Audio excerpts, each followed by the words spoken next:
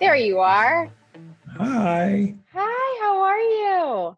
I'm good. How are you? Oh, wow. You look fabulous. Oh, thank. Well, I'm wearing sweatpants on the bottom, so I'm literally wearing shorts.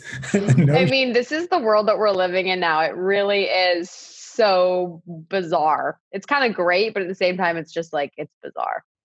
yeah, no, this morning I was like, I'm going to put on jeans today. It's a little chilly in the apartment. I'm like, why? Why? I know. So, like, literally throwing on the lipstick, it's bizarre. Like, I had this like fitting where I'm doing something after this, and I was sent clothes, and then I like put on a pair of heels, and I'm like, I haven't worn a pair of heels in maybe like 5 months.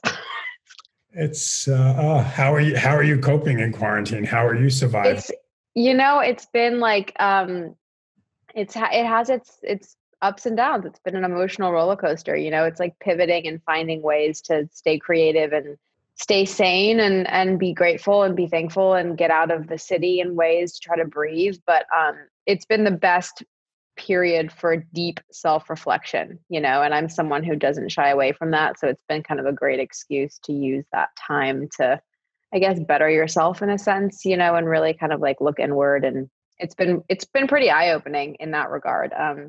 Priorities shift. So let's talk about something that was done before the pandemic struck. Yes. Paris. Oh my God, I feel like Nicole Kidman in Moulin Rouge.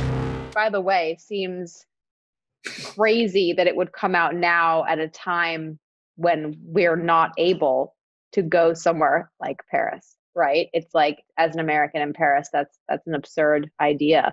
And it's something that seems like a dream come true. And it was for Emily. And now I look back and go, how did we shoot that scene? You can't be kissing. You can't be touching. There's like a crowd of people over there. Where's your 6 foot radius? And it's like this wish fulfillment of like, that's what I want to be doing right now. And it's crazy that we get to finally have it shared with the world at a time when I feel like the lightness that the show brings and the wish fulfillment and the travel, it's exactly what we need to see right now, I think. And like you said, it's light. There's obviously serious stuff in it, but Yeah.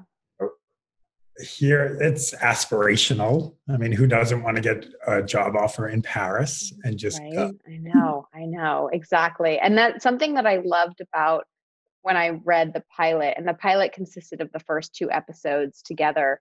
And kind of talking to Darren, knowing like when I first had my meeting with Darren, it was truly, I was just an actress going in to have a meeting with Darren. There was no like, this is yours by any means. It was like me going in to fight for the opportunity to even, go on tape or audition. And I read it and I thought, wow, the way in which this is going to go throughout the season, and you can see it in the first episode, is that Emily doesn't have to change who she is in order to be ultimately embraced and understood. She's obvious, she's loud in her fashion and in her like her facial expressions and she's very obvious in a lot of ways, and she's very much set in who she is, but she's also so willing to embrace change and new ideas and new people and learn about herself, and also in turn teach other people. And so we didn't have this like transformation scene where she goes into a dressing room like Emily from America and comes out this like, oh, all of a sudden she's Parisian Emily, and people are like, oh, now we understand you, and I loved that, because it wasn't this like stereotypical experience of a girl who has to change who she is to be embraced, and she can still be that kooky, obvious like girl, and that's what makes her so special and good at her job. But she's also not afraid to kind of go, oh, I hadn't thought of things that way, and maybe I am going to start to like pick that up or pick that up there. And it's great, because that's kind of like the modern woman. You don't have to change who you are, but you're also willing to kind of embrace where you are and kind of create a new version of yourself when you grow and learn and go to a different country. So let's talk about that. So Emily is, this young woman, lives in Chicago. She gets this job offer to do marketing social media for a big fashion PR firm in Paris. So she's Mm-hmm. plucked from Chicago, plucked down in Paris, doesn't know anyone, doesn't know the language. Yeah. How do you relate to that? When have you found yourself like, where am I? What's Like going? a fish out of water. Yeah. Well, as a kid, I was born in England and I moved here right before I turned 6. And although a child experience is very different than an adult already, I did feel very much like a fish out of water. Like when I first walked into school that first day, having a uniform, not speaking the same, like having an act, speaking English, but sounding British. And at that age, like young kids are very blunt with like, you don't sound like me, you don't look like me, and you're just like, I just want to fit in and I just want to like be embraced. And what do I do? And so I felt very much a version of that kind of fish out of water feel. And I think also there's an element of me that, or at least within what I do, like my job is every time you enter a new set, it's like, it's a new world. I don't always know people on the set. I don't know the crew. Your first day at work, especially if you're entering a crew or a set that's already started before you got there and you're not there on the first day, and everyone has relationships already and everyone gets what's going on, and you're like, oh my God, what am I doing? Where, you just have to kind of keep that like head on your shoulders and go, everything's gonna be fine. I'm here for a reason, but like I got to adapt and you have to pivot, right? So I feel like there's that element to it. And the thing that I love though is that I like to see, like we were talking before about kind of the silver lining or the brighter side of things, and kind of I like to see the positive in a situation, not to an annoying degree, because that on paper can be like, okay, like, and I think we've all been in that situation in the last 6 months of, okay, what do I do? Like, how do I stay creative? How do I feel productive? How do I feel like myself? What do I do when I'm placed in front of this like metaphorical mirror and I have to like actually deal with the voices in my head, and I have to think about the things that like I like about myself, the things that I want to work on, and like, what does that look like? And who am I? And all these conversations that I think you go through as a kid, you go through as a teenager, you go through in your 20s, you go through as an adult, and you keep going through. So I feel like it's this kind of sense of identity and finding yourself that we can all kind of relate to, no matter if you're a man, a woman, whatever generation you are, no matter where you live in the world. Like that's something that I feel like this show kind of dives into. So it's Darren Star. If for some reason people don't know who Darren Star is. Oh, Sex and the City, younger. Is this Sex and the City for a new generation? I think we were very sensitive to the idea that obviously, Darren created Sex and the City and Darren created this show. So there's the automatic comparisons. There's Patricia Field doing costumes, another genius at what she does, and another great, tie in between everything. But we really wanted to make sure that Emily was not a new Carrie. We wanted Emily to be Emily and stand alone. But I also feel like, and Darren agrees, that I think Emily grew up watching Sex and the City. I think she loved Carrie Bradshaw. I think she loved Audrey Hepburn. I think she read all the pages of Glamour and Vogue and Elle and all these magazines. And she had posters on her wall, and she had, wish lists of if she ever went to certain countries, like where she'd travel. She even had outfits of what would Carrie wear, what would I wear. And so she's been heavily inspired by the characters that she loves. And, there are a few Easter eggs here or there that I think Patricia threw in as odes to Sex and the City. And I just think that I know in my personal life, I've had moments when I travel somewhere and go like, oh my God, remember that episode in Gossip Girl? Or do you remember that episode in Sex and the City? Or do you remember that episode in Younger? And it's like all these shows that define different generations and like growing up and what different cities look like and what someone would wear. It's like you always in the back of your mind have those inspirations. And I think that probably Carrie was one of those inspirations to her, as were all the other women in that show. And so I hope it stands alone and has its own moment. But at the same time, it would be a shame not to have paid a little tribute to the characters that I think she grew up loving. I mean, I feel like, let's hope for a second season. And I really hope so too. And I feel like maybe you're walking down the street in New York or Paris, and Carrie Bradshaw just walks. I can't even. That would just be too much. I would love that. I mean, I feel like maybe that needs to happen. I kind of love that, by the way. I might tell Darren about that. And acknowledge it. She just walks by. That's it. I love it. It's like an apparition. It's like, Was that her? That would be me. Or like she walks by and there's like a reflection in a window and she looks in at herself, but it's like Carrie, and then it goes back and it's her and she's like, what? I think that'd be kind of great. Oh, okay. Second season. Like it. Second season. And what's great about the show also is like, obviously there's romance, there's love life, there's sex, but it's not everything is surrounding that. It's not about Emily saying, I got to find that guy. We got to find, spoilers, because we see how strong and independent she is right away.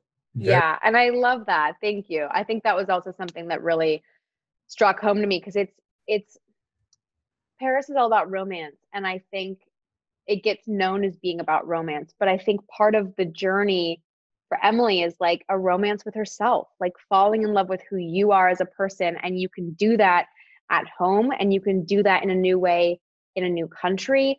And people come into your life, whether it's in a work environment, whether it's friendships, it's that idea of a soulmate, and soulmates can come in many different forms, whether it's a romantic situation, whatever it is, or family. It's like every person that you meet that you keep close and that you love can really help you find different versions of yourself and make you understand yourself better. And a place can do that just as much as a person. And I feel like Paris is very much a character in this show.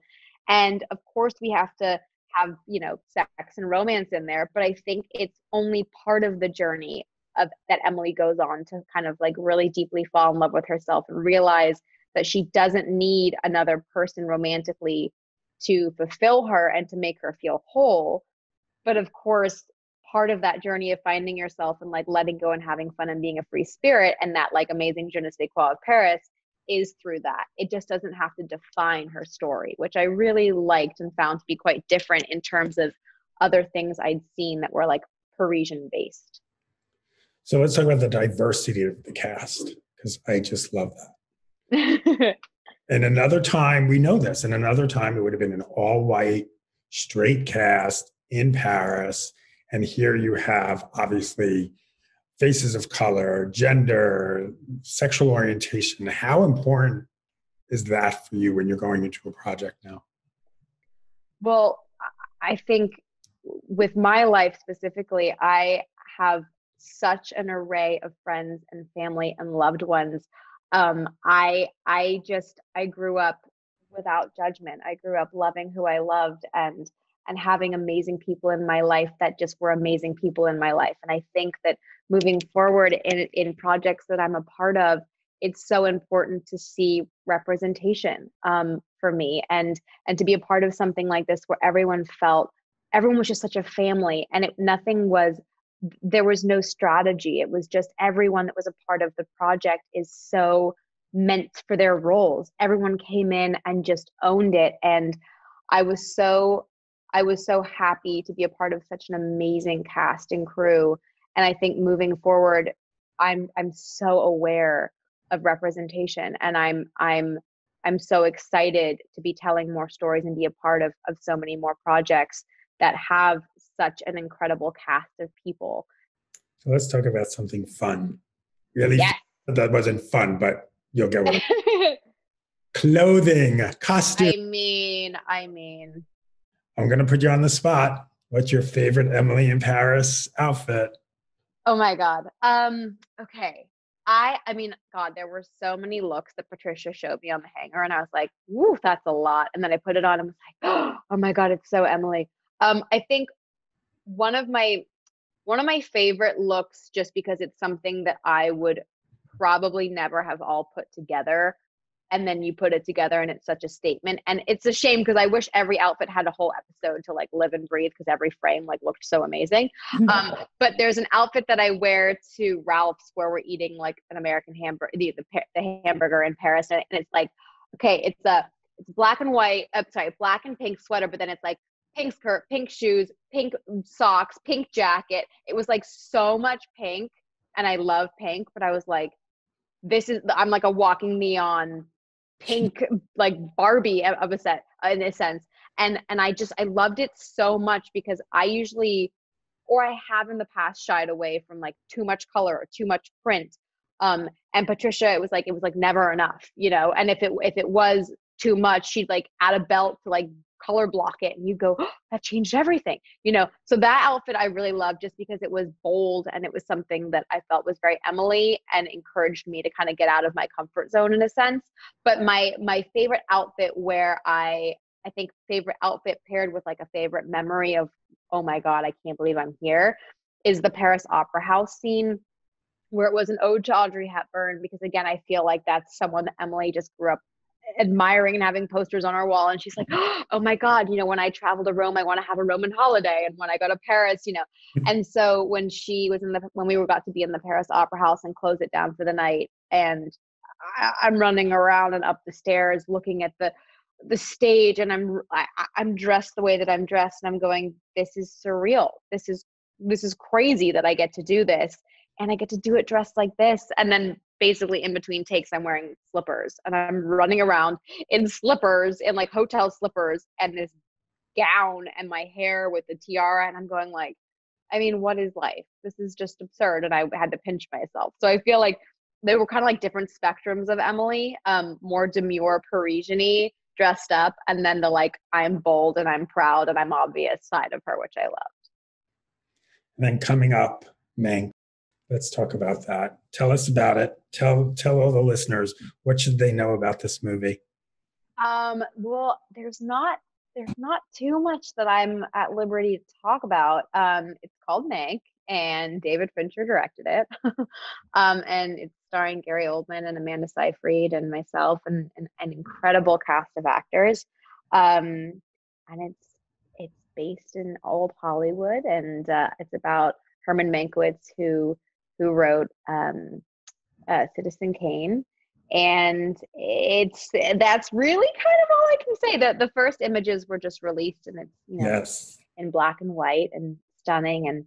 And what a magical experience to go from shooting Emily with all this color in Paris to a month later starting Mank, which was crazy. The process of how I even became involved in Mank was very crazy, because I put myself on tape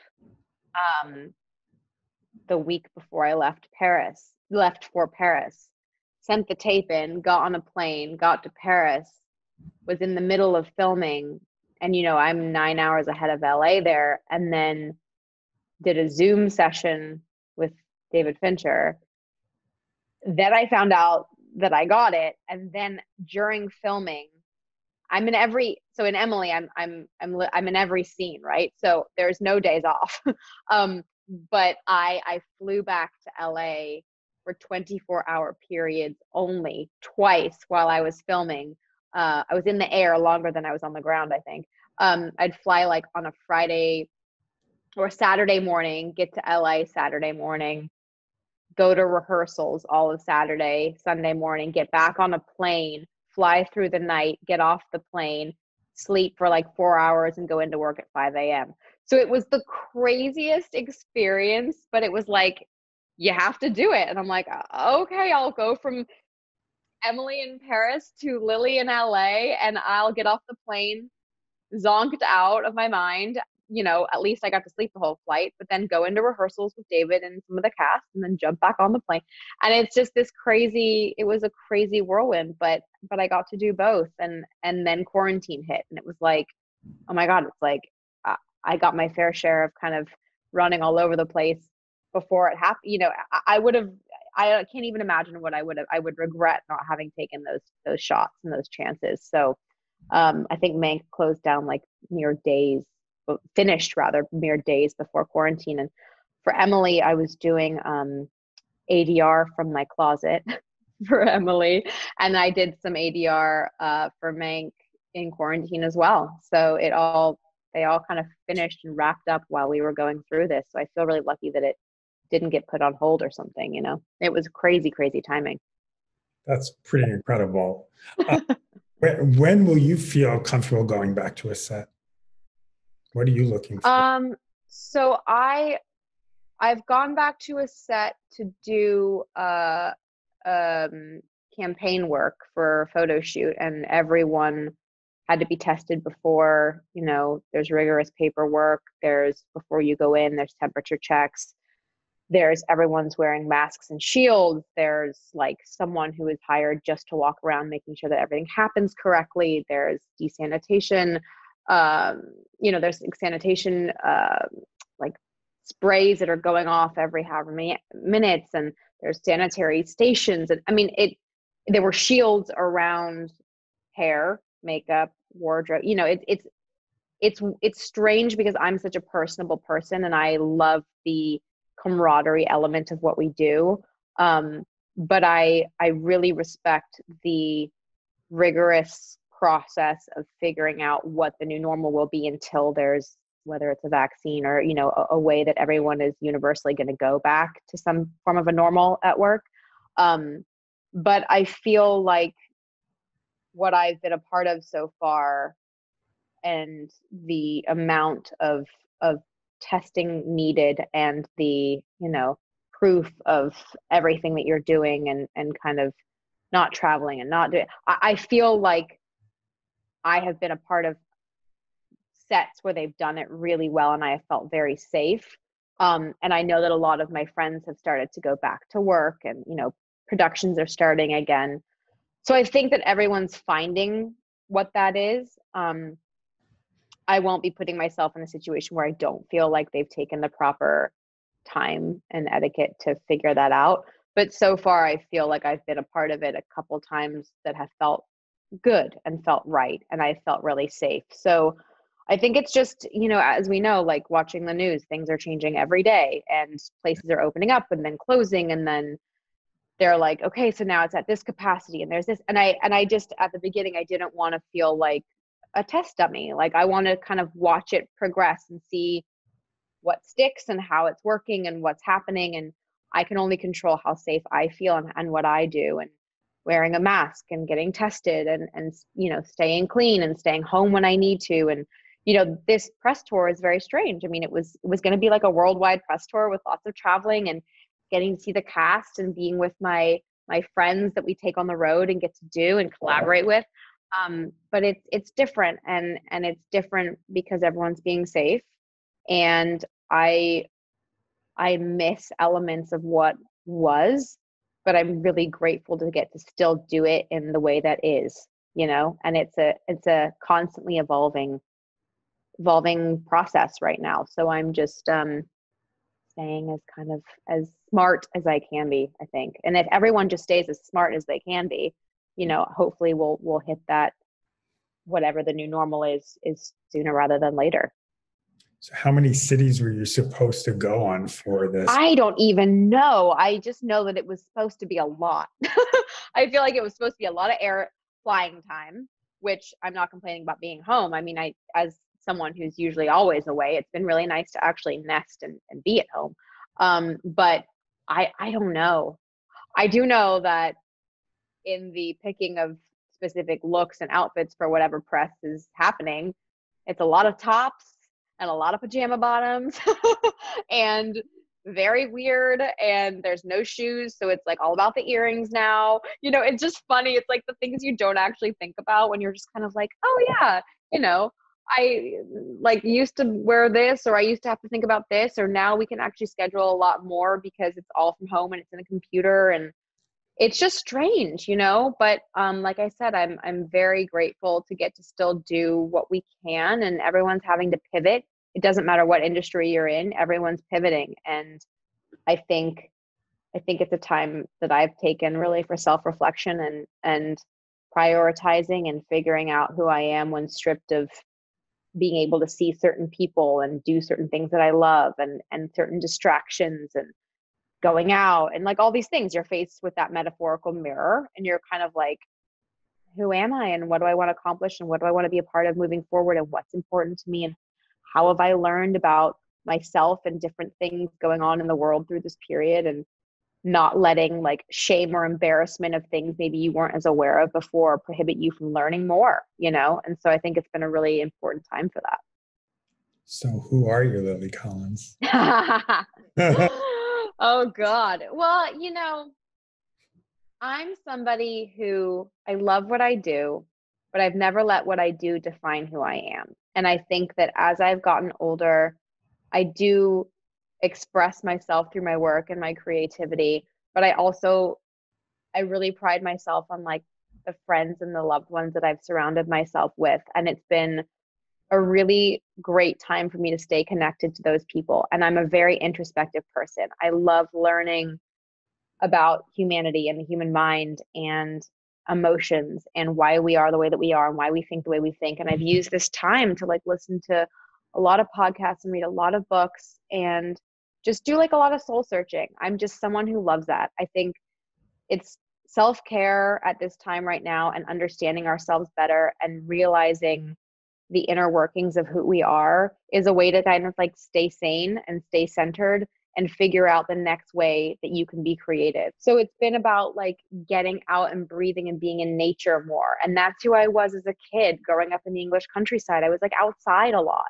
And I kind of have been able to get back to that more, which has been really nice. And just kind of embrace like the quiet a bit more and use the quiet to like reflect. And I don't know, it's been really interesting to kind of do that and realize that like self-care isn't selfish. It's like showing yourself love. And right now there's this idea that we've like been in this quarantine place where we've all been like doing nothing, but at the same time doing so much other work that we wouldn't have been doing on ourselves, you know? And so it's like, and in that it can be exhausting and it can be hard. And I think that we all need to just keep in mind that we all need some self-care every once in a while. And like looking inward is not selfish. It's actually going to maybe make you a better sister, brother, girlfriend, boyfriend, wife, husband, daughter, son, friend, whatever it is, you know, just a more fulfilled version of yourself. And so that's kind of what I've been doing, I feel. Lily, this is great. Thank you so much. Thank you, Mark. It's so nice to see you in this way.